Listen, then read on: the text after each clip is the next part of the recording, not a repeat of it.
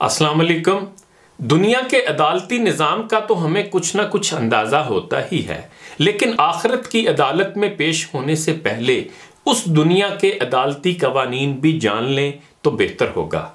آخرت کی عدالت کے نظام کا ایک اصول تو یہ ہوگا کہ وہاں ساری فائلیں بالکل اوپن ہوں گی۔ سورہ بنی اسرائیل کی 13ویں آیت کا ترجمہ یہ ہے کہ اور بروز قیامت ہم اس کے سامنے اس کا نامہ اعمال نکالیں گے جسے وہ اپنے اوپر کھلا ہوا پائے گا۔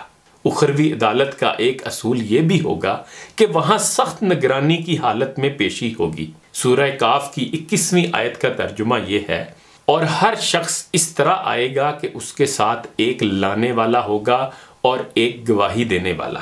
اخروی عدالت کا ایک اصول یہ بھی ہوگا کہ کسی پر کوئی ظلم نہیں ہوگا۔ سورہ کاف کی 29ویں آیت میں کہا گیا ہے کہ میں اپنے بندوں پر ذرا برابر بھی ظلم کرنے والا نہیں ہوں۔ اخروی عدالت کا ایک اصول یہ بھی ہوگا کہ آپ کے دفاع کے لیے وہاں کوئی وکیل نہیں ہوگا۔ سورہ بنی اسرائیل کی آیت نمبر 14 کا ترجمہ یہ ہے کہ لے خود ہی اپنی کتاب آپ پڑھ لے، آج تو آپ ہی اپنا خود حساب لینے کو کافی ہے۔ اخروی عدالت میں رشوت اور سفارش بالکل نہیں چلے گی۔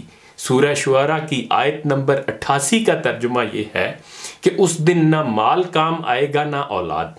اخروی عدالت میں انسانوں کے ناموں میں کوئی تشابہ نہ ہوگا، یعنی خدا یا کارکنان قدرت یا فرشتوں کو کوئی غلطی نہیں لگ سکتی۔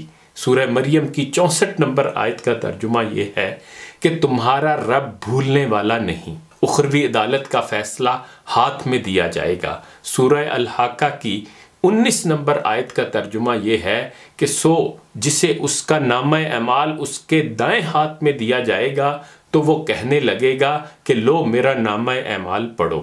اخروی عدالت میں کوئی غائبانہ فیصلہ نہیں ہوگا۔ سورہ یاسین کی 32 نمبر آیت کا ترجمہ یہ ہے کہ سب کے سب ہمارے سامنے حاضر کیے جائیں گے۔ اخروی عدالت کے فیصلے میں کوئی رد و بدل نہیں ہوگا۔ سورہ کاف کی 29 نمبر آیت کا ترجمہ یہ ہے کہ میرے یہاں فیصلے بدلے نہیں جاتے۔ اخروی عدالت کی ایک خاصیت یہ بھی ہوگی کہ وہاں جھوٹے گواہ نہیں ہوں گے۔ سورہ النور کی 24 نمبر آیت کا ترجمہ یہ ہے کہ جب کہ ان کے مقابلے میں ان کی زبانیں اور ان کے ہاتھ پاؤں ان کے اعمال کی گواہی دیں گے۔ اخروی عدالت میں ساری فائلیں حاضر ہوں گی۔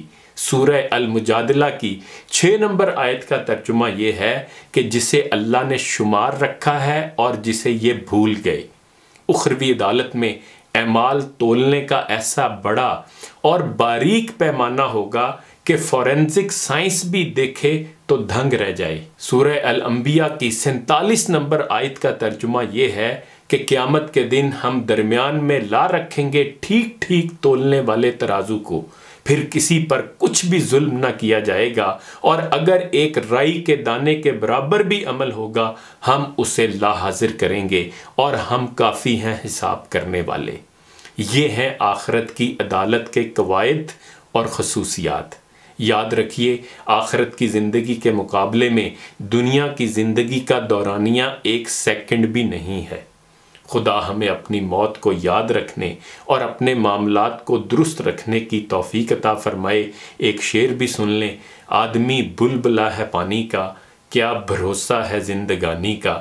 انہی گزارشات کے ساتھ اجازت چاہوں گا۔ اپنا خیال رکھیے گا۔ اللہ حافظ۔